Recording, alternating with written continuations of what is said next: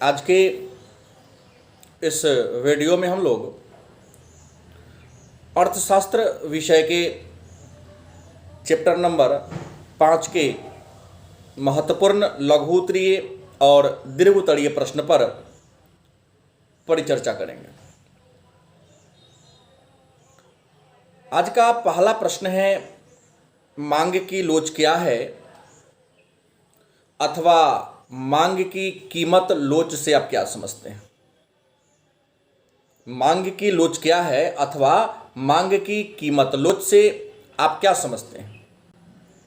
तो आपका उत्तर होगा, किसी वस्तु के कीमत में परिवर्तन होने के फलस्वरूप, मतलब किसी वस्तु के कीमत में परिवर्तन के फलस्वरूप उसकी मांग में जो परिवर्तन होता है, उस परिवर्तन को बताने वाला सिद्धांत या नियम मांग की लोच या मांग की कीमत लोच कहलाता है। दूसरा प्रश्न है, तो मांग के लोच का सूत्र लिखे। मांग के लोच का सूत्र क्या है।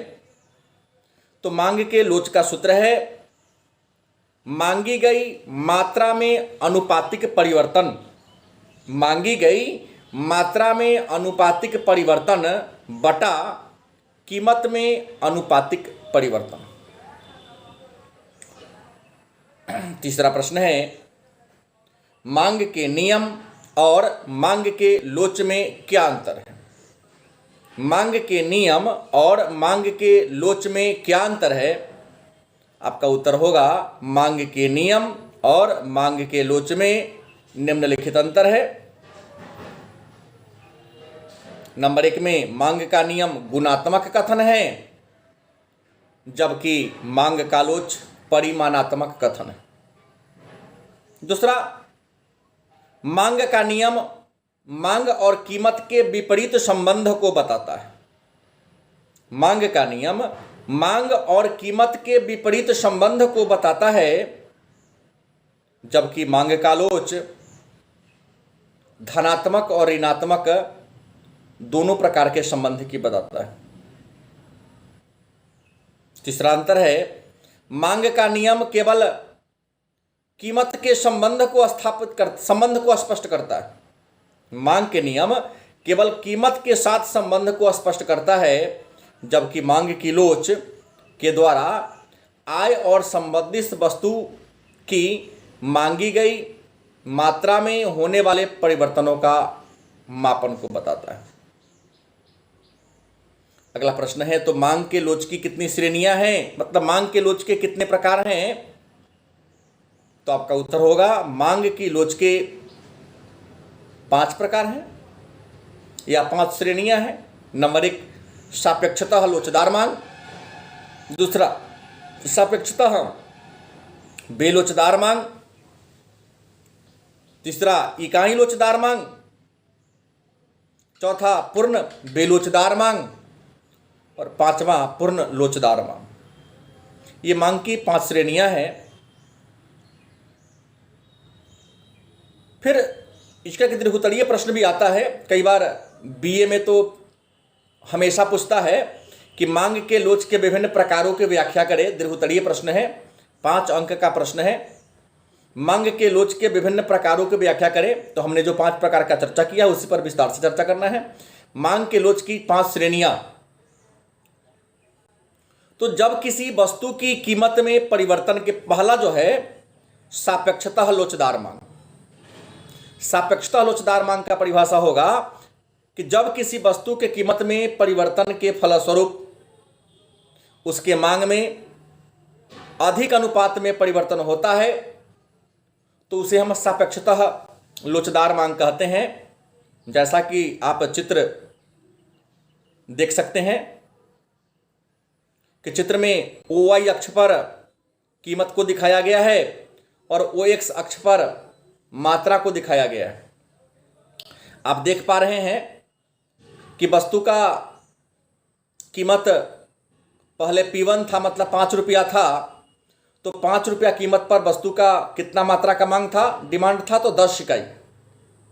लेकिन वस्तु की कीमत 1 रुपया घट गया, मतलब 5 रुपया से घटकर कितना हो गया P2, 4 रुपया हो गया। तो मात्रा बढ़कर 10 से 15 हो गई। मतलब यहां दिखाया कि मांग मूल्य में थोड़ा परिवर्तन हुआ लेकिन मांग में ज्यादा परिवर्तन हो गया, तो इसको कहेंगे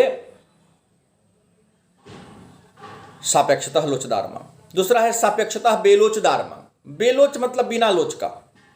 सापेक्षतः बेलोचदार मांग की परिभाषा होगी, जब किसी वस्तु की कीमत में परिवर्तन के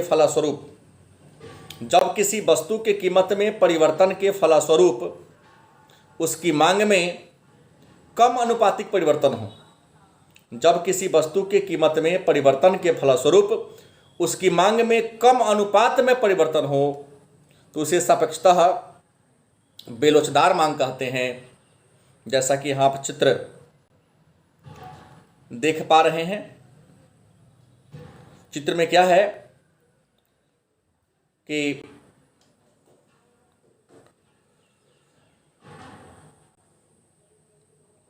प्रारंभिक देख रहे हैं OY अक्ष पर यहां क्या दिखाया गया है, तो O और Y अक्ष पर दिखाया गया है कीमत और OX अक्ष पर क्वांटिटी मतलब मात्रा को दिखाया गया है।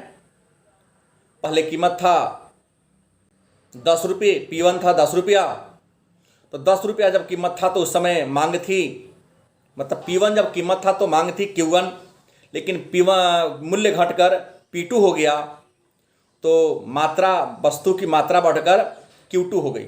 यहाँ देख रहे हैं आप चित्र के अनुसार कि जो कीमत में परिवर्तन ज़्यादा हो रहा है, मतलब 10 रुपये था जो घटकर 2 रुपये हो गया, लेकिन मांग की मात्रा में परिवर्तन थोड़ा हुआ है। मतलब अगर देख रहे हैं Q1 और Q2 के दूरी, तो पहले 4 था बढ़कर 5 हुआ, मतलब कीमत में ज़्यादा परिवर्तन हुआ लेकिन किसमें, मात्रा में परिवर्तन कम हुआ। तो इसे हम कहेंगे सापेक्षतः बेलोचदार मांग। तीसरा है इकाई लोचदार मांग। तो जिस अनुपात में वस्तु के कीमत में परिवर्तन हो, किसी वस्तु के कीमत में जिस अनुपात में परिवर्तन हो रहा है उसी अनुपात में यदि वस्तु के मांग में ही परिवर्तन हो, चित्र आप देख पा रहे हैं, प्रारंभिक कीमत था P2, तो P2 कीमत पर मात्रा कितना था Q2, कीमत घटकर P1 हो गया, सॉरी मैं उल्टा बोल दिया हूं, प्रारंभिक कीमत था P1, तो P1 कीमत पर डिमांड कितना था Q1 था, कीमत P1 से बढ़कर P2 हो गया तो उसकी मात्रा भी घटकर Q1 से Q2 हो गया। आप देख रहे हैं कि P1 और P2 के बीच जितनी दूरी है, चित्र को देखेंगे आप तो पता चलेगा कि P1 और P2 के बीच जितनी दूरी है Q1 और Q2 के बीच उतनी ही दूरी है। मतलब जिस अनुपात में कीमत में परिवर्तन हुआ, यहाँ मांग में भी उसी अनुपात में परिवर्तन को बता रहा है। चौथा है पूर्ण बेलोचदार मांग। पूर्ण बेलोचदार मांग क्या है, तो कहता है किसी वस्तु के कीमत में परिवर्तन के फलस्वरूप, मतलब वस्तु का दाम घट जाए, परिवर्तन का मतलब घटे चाहे बढ़े, किसी वस्तु के कीमत में परिवर्तन के फलस्वरूप उसकी मांगे जाने वाली मात्रा में कोई परिवर्तन न हो।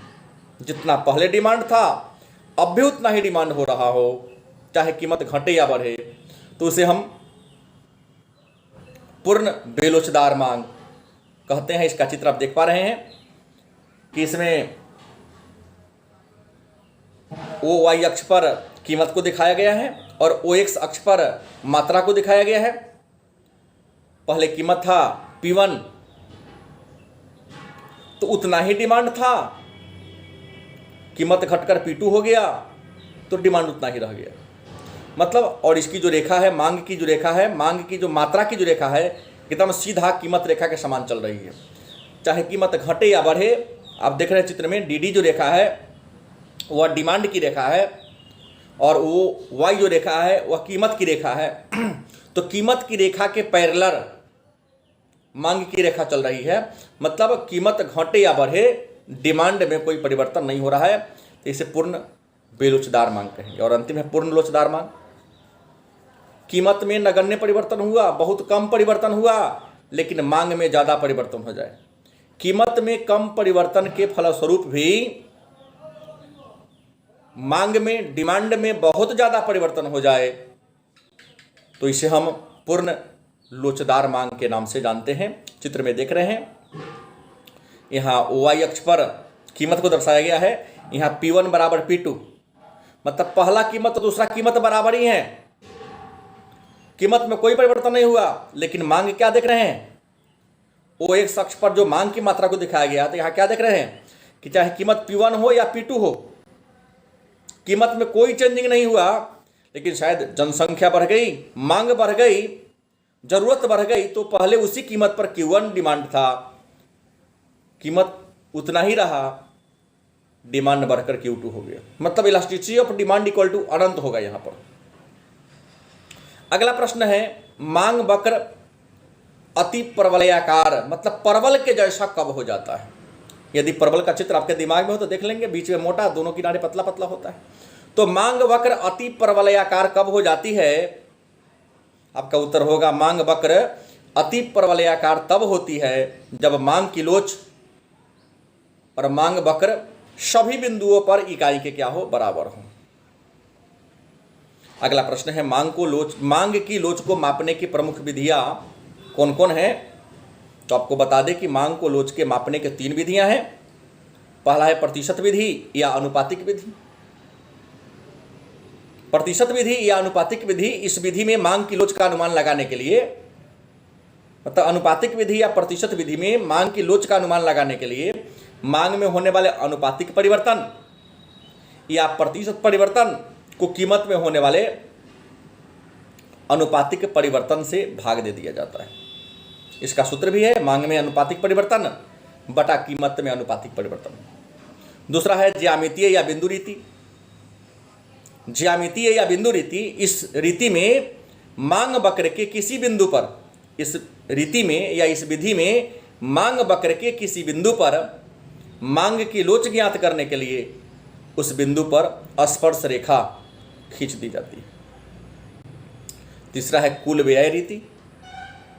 इस विधि के अनुसार किसी वस्तु की कीमत में परिवर्तन से कुल व्यय में कितना और किस दिशा में परिवर्तन हुआ, कुल व्यय में कितना और किस दिशा में परिवर्तन हुआ, इसे कुल व्यय रीति कहते हैं। इस विधि के प्रतिपादक प्रोफेसर मार्शल हैं।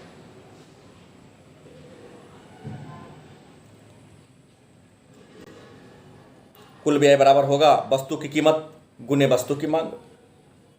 अगला है, मांग के लोच को प्रभावित करने वाले घटक या कारक कौन कौन है? तो मांग के लोच को प्रभावित करने वाले कई घटक हैं। पहला है वस्तु की प्रकृति।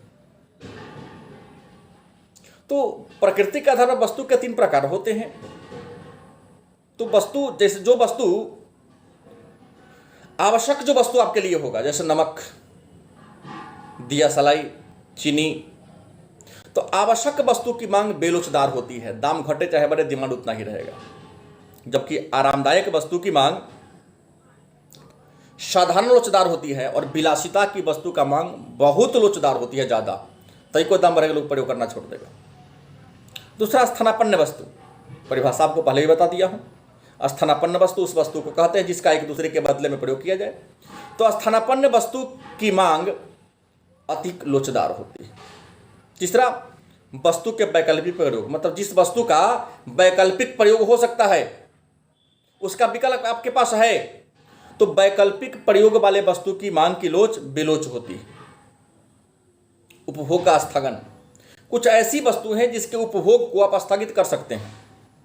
जैसे बारिश न हो तो बरसाती का क्या महत्व है, प्रकाश में टॉर्च का क्या महत्व है। तो जब दिन हो तो दिन में टॉर्च का कोई मोल नहीं है, टॉर्च का महत्व तो अंधेरिया रात में होता है। मौसम सुहावना हो, धूप नहीं हो और वर्षा भी नहीं हो, तो छाता का कोई महत्व नहीं है। तो जिस वस्तु के उपभोग को, जैसे ऊनी कपड़ा का उपयोग हम गर्मी में नहीं करते हैं, मौसम ठीक ठाक हो, बारिश नहीं हो रही हो तो बरसाती का प्रयोग नहीं करते। तो उपभोग, जिस वस्तु के उपभोग को स्थगन किया जा सके उसकी मांग की लोच लोचदार होती है। व्यय की गई राशि आप सभी जानते हैं, जिस वस्तुओं पर आय का बहुत ज्यादा भाग खर्च किया जाता है, जिस वस्तु पर आय का बहुत ज्यादा भाग खर्च किया जाता है उसके मांग की लोच अधिक लोचदार होती है, तथा जिन वस्तुओं पर आय का बहुत छोटा भाग खर्च किया जाता है उसकी मांग बेलोच होती है। इसके अलावा आय का स्तर, धनी व्यक्ति के लिए मांग की लोच बेलोचदार होती है और गरीब व्यक्ति के लिए आय की लोच मांग की लोच अधिक लोचदार होती है, क्योंकि जब कीमत बढ़ेगा तो उपयोग नहीं करेगा, कीमत घटेगा तो प्रयोग करेगा।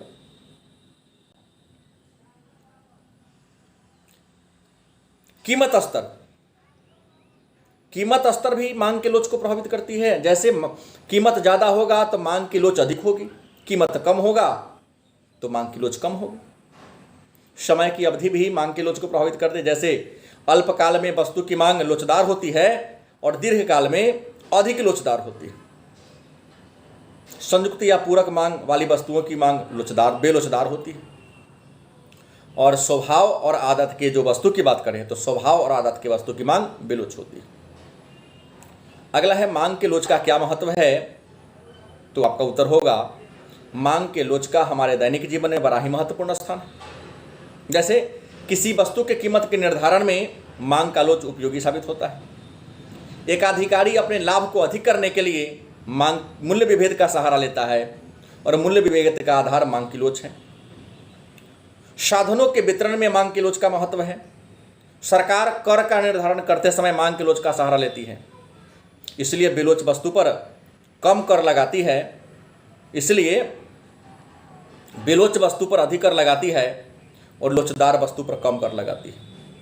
अंतर्राष्ट्रीय व्यापार में भी मांग के लोच का महत्व है और यातायात का भाड़ा तय करने के लिए भी कि कितना कीमत भाड़ा होना चाहिए, इसमें भी मांग के लोच का महत्व है। तो आज के क्लास में इतना ही। पुनः कल हम लोग अगले टॉपिक को लेकर आएंगे। धन्यवाद।